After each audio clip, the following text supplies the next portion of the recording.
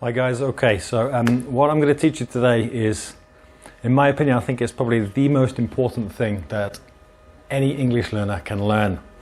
I'm going to explain, if you're frustrated with your English, then I'm going to explain why you're frustrated, how that frustration happens and different kinds of frustrations.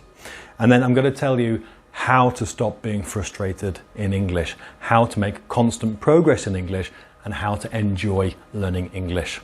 Okay, so the first thing I'm going to speak about is what I call learner frustration. Now, I've drawn these different graphs that kind of explain different types of frustration, when to be frustrated, when not to be frustrated. So let me explain these first. Now, everybody thinks that when you learn English and you improve, that you improve slowly over time. We kind of go like this, in this linear fashion, okay? Really, with languages, that's not how you're going to be making progress. So really, I want you to get rid of this from your mind, because that's not how you make progress when you're learning language, okay? The process of learning a language is not linear, okay? It's more like this, it's more like steps. Now, what you find is that when you're learning, you have this feeling that you're not making any progress. Okay, temporarily you're learning, but you don't feel that you've made any progress. Then suddenly you feel that you've jumped up a level. Now, not a level like pre-intermediate, intermediate, or B1, B1 plus, things like that. Forget that. I'm talking about the sensations that you have that you're learning and that you're able to use what you're learning. It's not linear at all. It's more like steps. Okay, so you're going to make progressively bigger and bigger steps. Okay, now this continues almost forever. You're always going to be learning things, but it won't be in this linear fashion. You'll feel that you're not making any progress, but you're learning or you're having contact with English. Then you'll have this feeling that you jump up a little bit and you suddenly feel a bit more confident. Then you'll stagnate a bit, your level won't move, you won't make any progress, then suddenly again you'll move up. Now, I play guitar and the piano, and it's actually a very, very similar process with learning a musical instrument or learning music and learning a language. Now, we know that language and music are processed in similar parts of the brain. So that would indicate also that the learning process when you're learning a musical instrument or learning a language is very, very similar. So if I'm learning a new song on the guitar, I'll be practicing, and it just won't sound the way I want it to sound, or I just can't get it right. Then the next day, I'm a little bit better. I'm a little bit better, and then I'm practicing a bit more, and I stay at this particular point where I'm not able to progress from that point. Then I'll go to sleep, practice the next day, and I suddenly find that I'm a little bit better, okay? So it's during those periods of rest or when I'm not having contact with the guitar that I suddenly feel, when I play the guitar again, that I move up, I'm a bit better, I move up a level. So it's a really, really similar process. So, and what's important is not to be frustrated when you're at these parts of the process where you don't feel that you're improving, okay? Progress will feel flat, but that's okay, it's part of the learning process. All you need to know is that after a time, it's normally a few days or a couple of weeks, you will move up again, okay? But it's very important to try not to feel frustrated in those moments where progress is flat. It's totally normal, it's part of the learning process. So this is the way that your improvement in English on a continuous basis is going to feel. It's not linear, okay? You're going to move up, you're going to make progress, and you're going to improve, you're going to move up in level in steps. No progress, then move up a level, okay? That's what you need to remember. Now, there are I normally describe learner frustration in three different ways. There are three most common, typical ways that English learners feel frustrated, that they're not making any progress. The first one is what I call complete stagnation. Now, this is where you have some contact with the English, but it's not enough to improve your level, okay? So you have contact with English, maybe you do some reading, you watch a film in English every week or every 2 weeks, but you're just maintaining your level, whatever that level is. And you don't feel that you're making any progress. This is quite frustrating because you think I'm doing things in English, I'm practicing, but I'm not making any progress. So progress is flat forever. You don't want this, okay? You don't want any of these. This is the only one that you want, okay? The second frustration is what I call the roller coaster, because it kind of looks like the roller coaster that you have at a fun fair or a Disneyland or something. What happens with this? Well, here the English learner goes on an intensive course or attends class and moves up a level.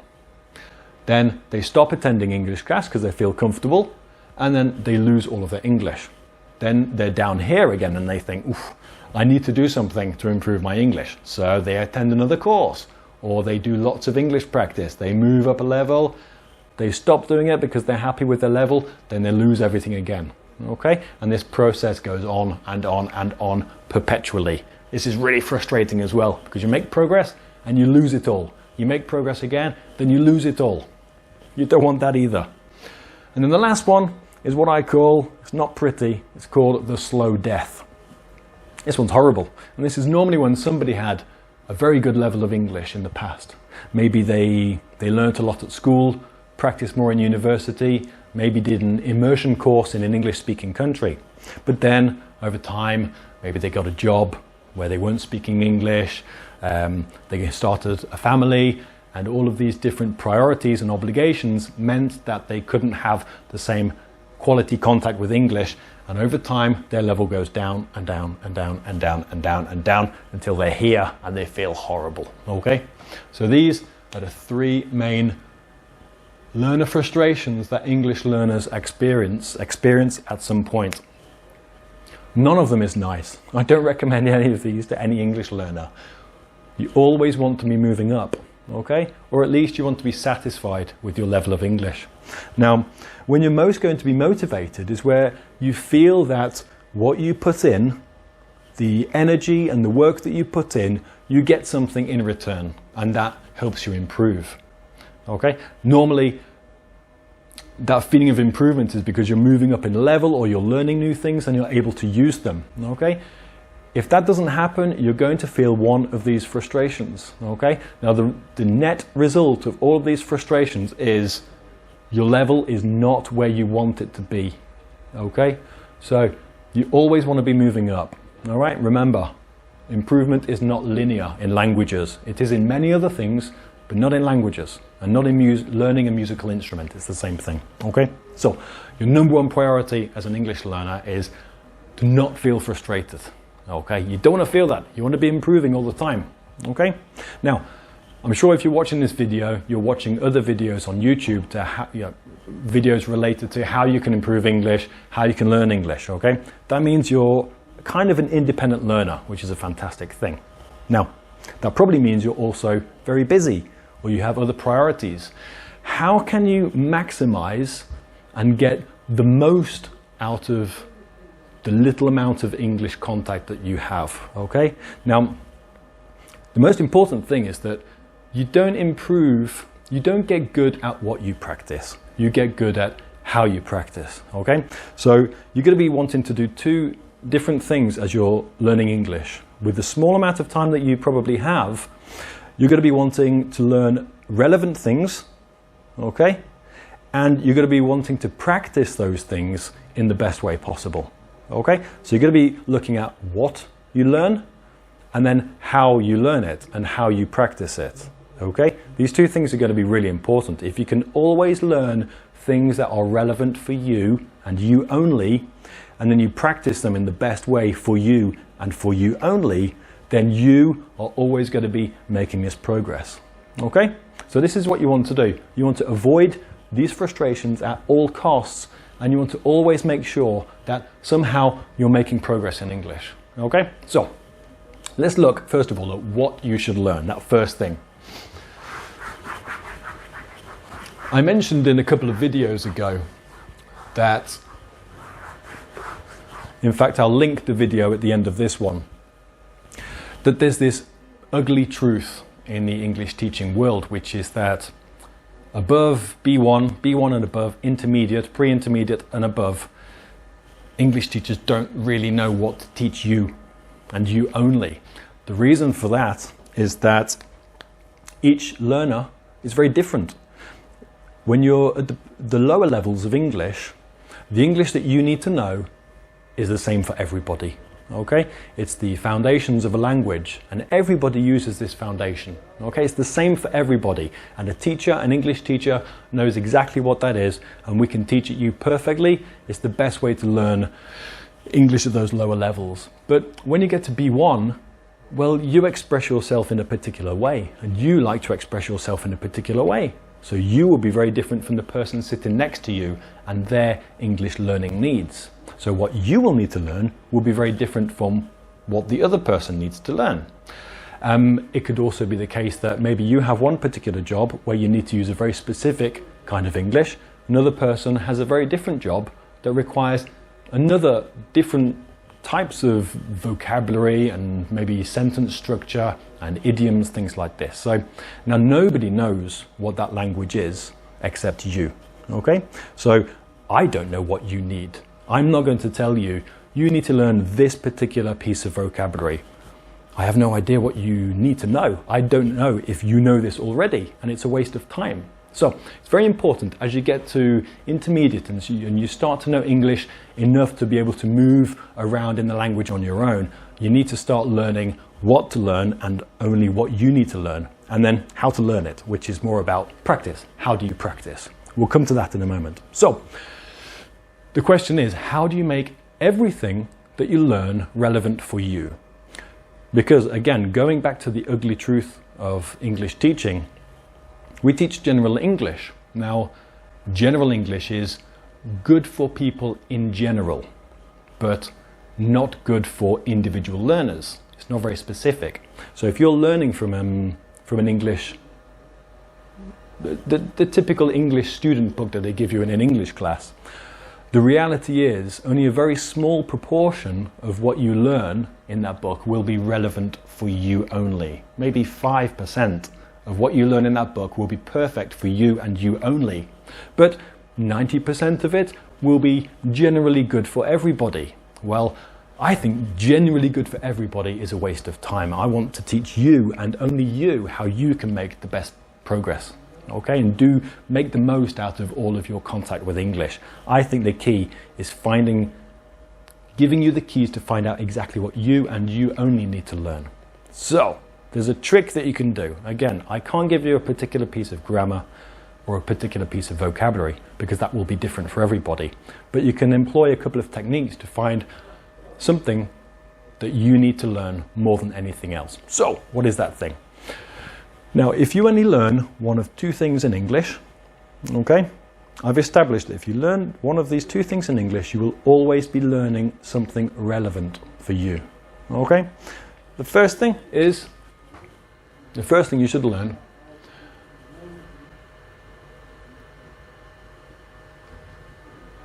is what I say, something that you want to say, but you don't know how.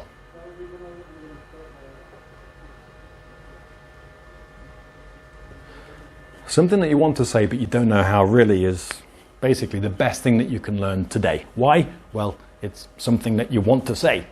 Maybe you're in a conversation and you don't know a particular piece of grammar or a particular piece of vocabulary. Well, that's perfect for you to learn because you wanted to say it, but you didn't know how.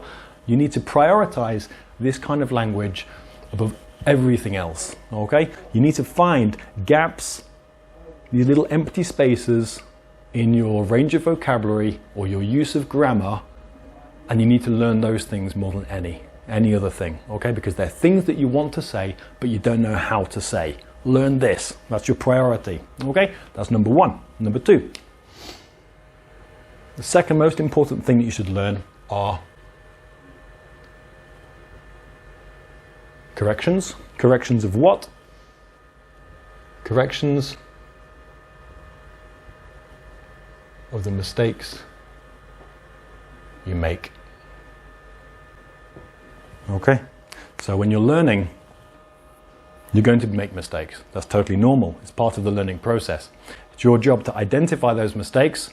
If you have a teacher, for example, they can say, you made a mistake with this tense, it needs to be this tense, for example. That's an indication that you don't know exactly how to use that tense.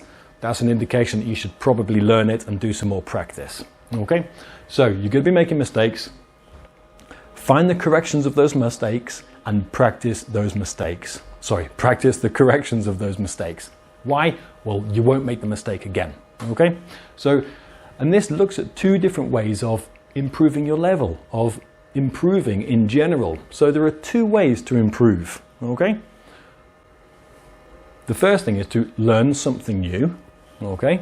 And the second thing is to stop making mistakes. This is, if you stop making a mistake is something that's stopping you in your progress. If you get rid of that mistake, there's nothing stopping you from making progress. Imagine you look at a tennis player, okay? And you've got the final of Wimbledon, for example, okay?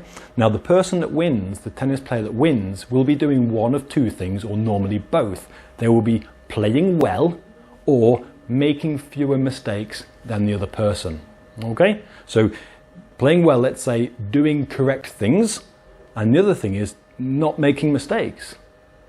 So really, these are the best ways to learn. Imagine you're playing chess. Really, your priority is don't make a mistake. If you don't make a mistake, then you can guarantee, in some sense, that you're always going to be doing good things. Okay? Mistakes are going to pull you back. Corrections of mistakes will push you forward. So prioritize learning these two things more than anything. Okay? First thing you should learn, something that you want to say but you don't know how. It's perfect because you want to say it but you don't know how. Next thing, corrections of the mistakes you make. You're making mistakes right now. Find those mistakes, get rid of them. Okay? Perfect. Now, the last thing. First of all, we've looked at learner frustration. Why people become frustrated and how we can get rid of that frustration. And to do that, we always need to learn relevant things. These two things if you learn these, you will always guarantee that you're learning relevant English. Okay? But then we need to look at the practice part. How should you practice? How should you practice these things? How should you learn these things? Well, another graph. Let's go. So,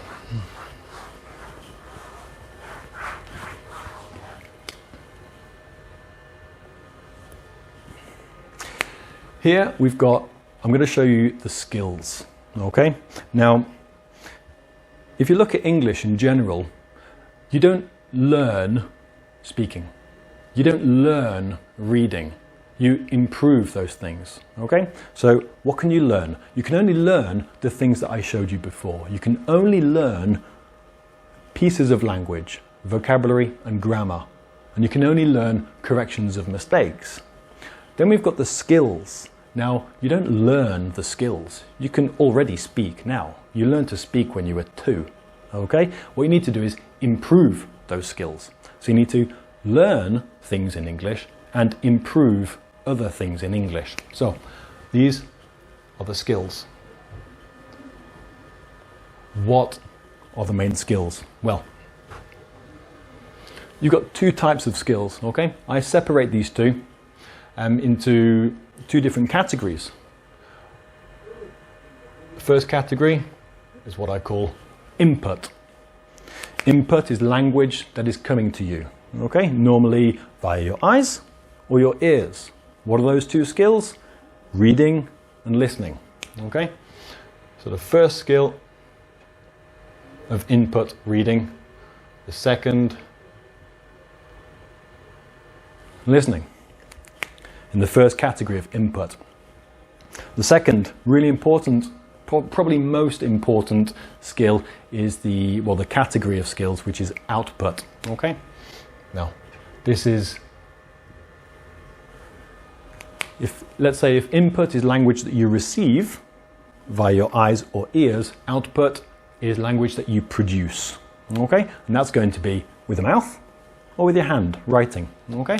So we've got, if it's with the mouth, you've got speaking, obviously. Speaking, it can be broken down into 2 different categories. You've got fluency, which I'll come to in a moment, and pronunciation. Again, I'll come to that in a moment. And then the other one in output is writing. Okay?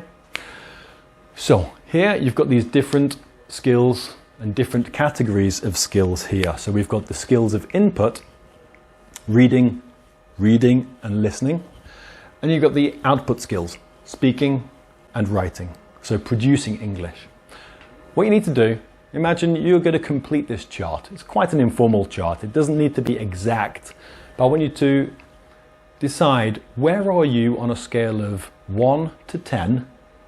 Where would you put each of these skills on a scale of 1 to 10? 1 being the worst, 10 being perfect. Okay? Now, the reality is it probably won't be 10 in any of these categories, but that's fine. That's why you're watching these videos. So imagine I take a student and I get them to categorize these different skills and decide where they are on a scale of 1 to 10 with these different skills. And they say, reading, I feel quite comfortable reading. Okay, there's some vocabulary that I don't understand, but I'm pretty good at reading. So maybe they'll say a 7. Okay? Then I come to listening and they'll say, listening's okay, but sometimes, maybe when I'm listening to the radio or in a conversation with people, I feel that I miss some important information. Let's say 5 or 6, okay? A little bit less than the reading. We come to speaking. It's where things get a bit worrying. So the person says, oof, speaking, I don't speak a lot. I normally, listen to things with films or listen to the radio or read lots of books, but I don't often speak very well. I don't often speak. So maybe in their fluency, they'll say 4, okay? This is fluency.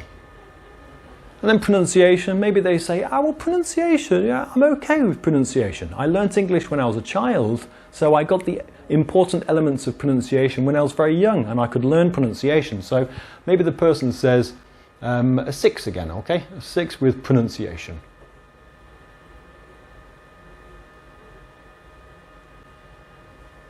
Okay, then it comes to writing, and the person says, this is where I have problems as well, because I work in a company and I often need to write, but I think I make lots of mistakes and I don't really know how to translate things from my language into correct English. I'm not very comfortable with writing. So they put it down here with fluency in number 4. Okay? Now, why do you do this? Why is it important to do this? Well, this will tell you, the results of this analysis will tell you how you need to learn and how you need to practice. Not what, okay, but how you practice. Okay? So, if you don't have problems with reading and listening or pronunciation, you don't need to worry about those things in English at all. Okay? Why? Because you don't have problems with it. This is often the case, that people continue to practice what they feel comfortable doing. Well, that's okay, but if it's your strength, you're not going to improve it because it's your strength already. You always need to be improving what you're not good at, what you feel least comfortable doing. Okay? This chart, the input-output chart of the skills, this will tell you where your biggest weaknesses are. So this student here, their biggest weaknesses are writing and fluency. Now, what is fluency? I will be making videos about how to improve your fluency and what exactly it is. But let's say that fluency is how easy is it for you to produce the English that you know already. Okay? Now, this is independent of your level. You can be a very fluent elementary student or a not very fluent advanced student. Okay? So you can have lots of English knowledge, but you have problems to physically produce those words, let's say. But an elementary student, okay, maybe this person doesn't have a lot of English knowledge, but they can produce it fluently without any problems. So fluency really is level independent. It's how easy is it for you to produce the English that you know now. Okay? This person obviously has problems with fluency and obviously has problems with writing. Okay? This is how the person needs to practice what they learn. Okay? What does this mean? So we go into the previous 2 points. Remember about learning something that you want to say but you don't know how to say, or correction of a mistake you're making. What you need to do when you learn these things, you need to practice them. How do you practice? Well, this person needs to practice them by speaking, by physically speaking, or by writing. Why? Because they'll be learning something and they'll be improving the skill. Your priority is always to practice in the way that you find most difficult. Okay? If not, you won't improve these skills. These will continue to go down and down and down and down until you're unable to do them. Okay?